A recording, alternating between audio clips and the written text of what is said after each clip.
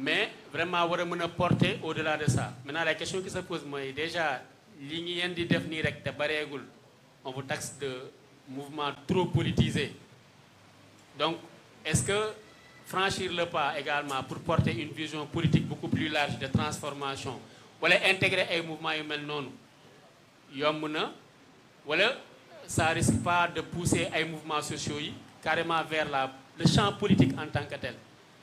Est-ce que loolu du risque tamit, c'est-à-dire les collectifs tels que c'est vu et leur contribution su yàggee est-ce que du tax mouvements sociaux yi dem sur le terrain politique? Est-ce que ñu yeggee sur le terrain politique, pour certains ils vont perdre une certaine légitimité wala c'est une part de leur identité, et même finalement la complémentarité bu ñu doon andil les partis d'opposition, les partis politiques ils perdent ko. Est-ce que tu penses que ça c'est possible d'envisager vraiment un niveau de contribution bu yegg foofu, wala pour yow c'est déjà le cas, wala quand même il faut vraiment bien marquer la frontière entre les mouvements sociaux et leur action par rapport à d'autres responsabilités qui incombent aux politiques yoo xam ne ñu mouvements sociaux yi mën nañ ci accompagner mais ils vont pas trop s'impliquer quoi. Mais jërëjëf Iba Mar, c'est une question très très pertinente et tu sais la première chose que je dirais mooy c'est dommage, ça a été, moi je pars de l'exemple de Y'en a marre et je suis sûr qu'il y a beaucoup d'autres mouvements sociaux yoo xamante ni c'est le cas. En fait la plupart les acteurs politiques en fait ils ne regardent ces dynamiques citoyennes, ces forces de en fait ces forces de progrès, ils ne le voient toujours que sous le prisme de leur engagement contestataire, parce que c'est ça qui les arrange. En fait c'est comme voilà, c'est à la carte. Tey tous les acteurs politiques de 2011 à maintenant savent que Y'en a marre, c'est pas que de la contestation. La contestation c'est la chose la plus spectaculaire, la plus visible, mais au-delà de la contestation il y a un travail qui est centré autour du concept de NTS. Même si Sonko a dit à l'époque que moom gëmul NTS, moom comment il l'a dit et tout pour taquiner. Et d'ailleurs à l'époque en 2011 on l'avait vu déjà lors des grandes mobilisations et les leaders politiques d'ailleurs jouaient le jeu en venant bu ñu paree obélisque ñuy nettoyer et tout.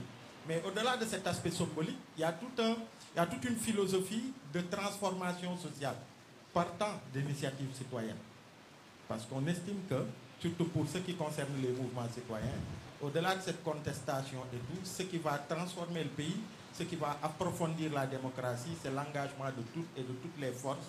Chacun fi mu taxawee mu am liggéey bi mu def pour que yëf yi mu mën a mat. Ça c'est peut-être un idéal. Pourquoi je dis que c'est un idéal? Si je me fonde sur l'exemple déjà de l'alternance qu'il y a eu quand Macky Sall est arrivé au pouvoir.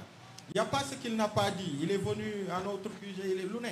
Tu vois, juste benn anecdote. Quand il est venu à notre QG, Macky Sall, ci biir waxtaan yi mu ne ñu mais yéen ban statut ngeen am? Ñu ne ko ñun on est une association. Mais est-ce que am ngeen këyit? Ñu ne ko non amuñu. Pourquoi? Abdoulaye Wade joxuñu et pourtant on a déposé, mais nous xaaruñu këyit pour exister parce que yi tax ñuy jóg ak yi ñuy xeex loolu fondewul ci këyitu reconnaissance. On n'attend même pas ce papier. Il nous dit mais c'est pas normal. Y'en a marre tey mouvement bu am solo la ci démocratie yu réew mi et tout. Il a dit ça, on est passé. Il y a eu l'alternance.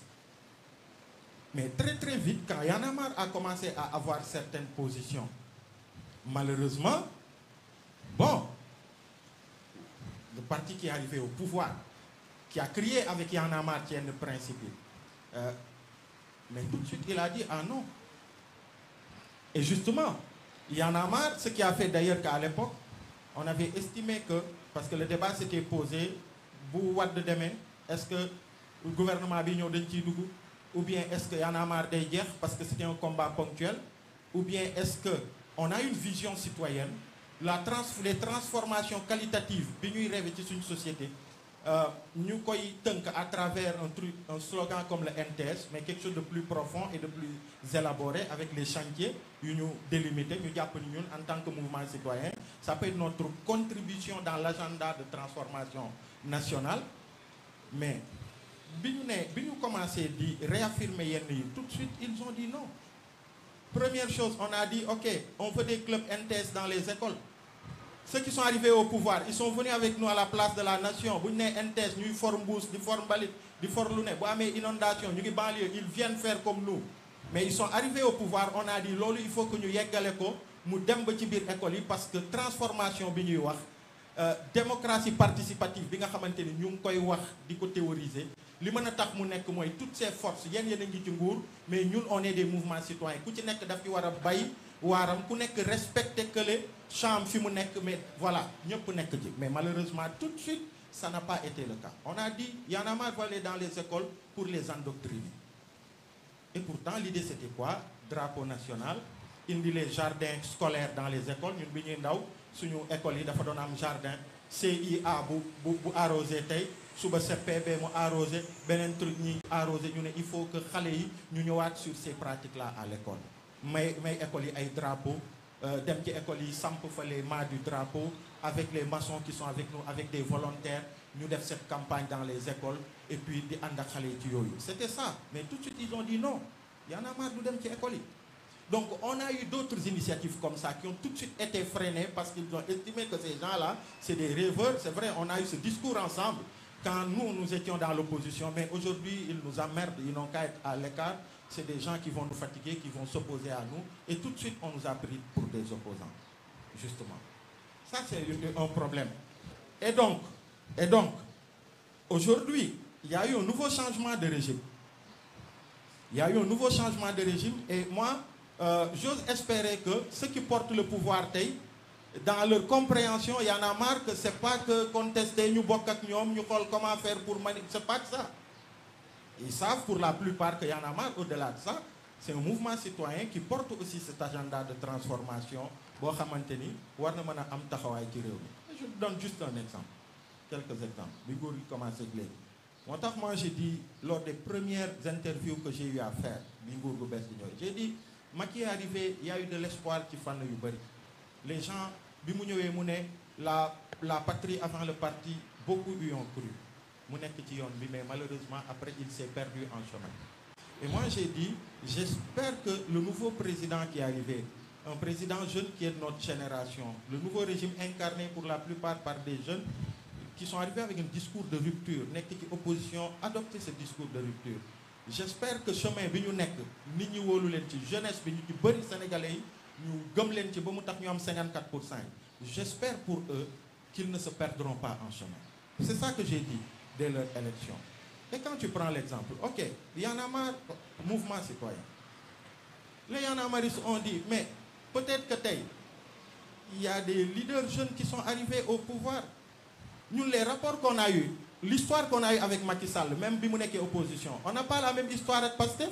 Pastef, on est de la même génération. Et c'est vrai, il y a des Y en a marre yu nekkoon Y en a marre, Pastef ñoom ñu jàpp ni ñoom seen engagement pour le pays dañ ko war a jox beneen jéego à travers un parti politique. Ñenn ñi ils sont partis, c'est vrai. Yenn Y en a marre yi. Et donc il y a toute cette histoire. Et même parfois, de par nos positions de principe sur des questions de démocratie, man ba tey damay génn ñu ne woy ñun ñoo gagné Sonko ba tey. Ça veut dire que quelque part même on sera comptable du bilan de ce régime-là. Et quand ce régime arrive, ok, on dit la vieille idée des clubs NTS, bi Macky bañoon parce qu'il n'a pas compris dès le départ. Ce régime est arrivé, c'est des jeunes comme nous, on pense qu'ils sont beaucoup plus ouverts sur ces choses. On retravaille sur ce document. ñoom Paco ñu ngi nii, c'est eux qui sont allés au ministère de l'Éducation, dem déposer ko avec accusé de réception. Mais ba tey il n'y a pas eu de retour.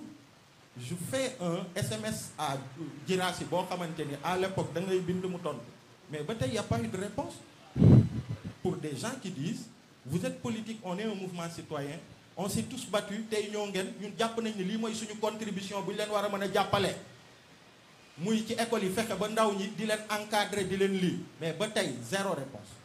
Première chose.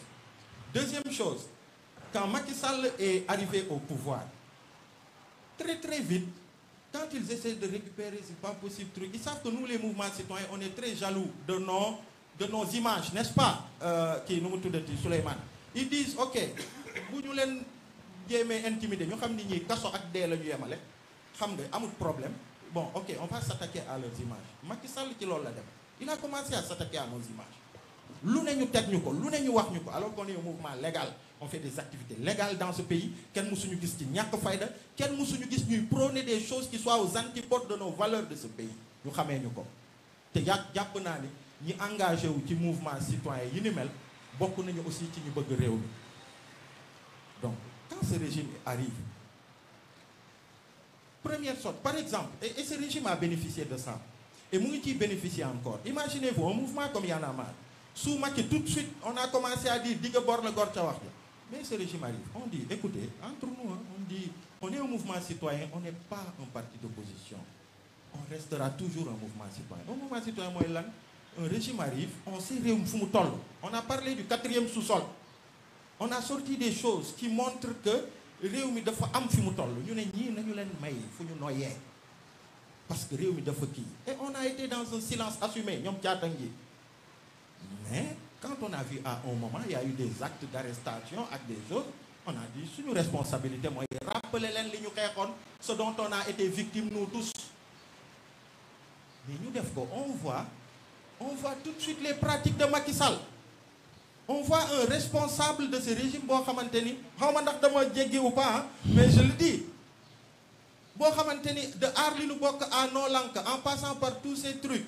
il était tout le temps dans nos bureaux des projets ku ne bureau des projets c'est les financements qui payent les bureaux des projets naan fa café naan fa ataaya def fa lu ne mais après qui voit non waaye ñuy parle pour les financements non c'est pas la posture ça a été décevant et on n'a vu aucun responsable du pouvoir recadrer pour dire attention ne tombons pas dans les mêmes travers c'est encore le début mais c'est juste pour dire dans notre compagnonnage on ne prend qu'une petite portion de ce que nous sommes parce que c'est ça qui peut arranger mais une autre portion parce que tey voilà on va poursuivre après quoi. C'est bon, non, je pense qu'on fait un dernier tour.